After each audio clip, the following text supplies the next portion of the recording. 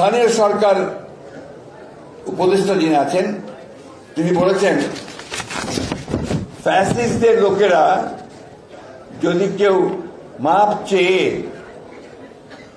নির্বাচনে অংশ নিতে চায় তাহলে তারা অংশ নিতে পারবে। এটা কি আপনারা মেনে নেবেন? তোমরা এটা মানবে? এর থেকে এটাই প্রমাণিত হয়েছে যে তারা এখন তাদের নিজেদের স্বার্থে ওই ফ্যাসিস্টদেরকেও তারা জায়গা দিতে চায়। আমি কথাটা এই জন্যই তুললাম, যেটা অনেককেই দেখলাম আমি আপনার ঠিক খেয়াল করেননি, which is dangerous।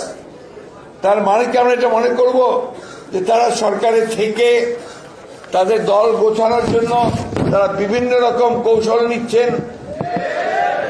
সেই কৌশল নিলে তো আমরা তা হতে দেব না, এই দেশের মানুষ তা হতে দেবে না।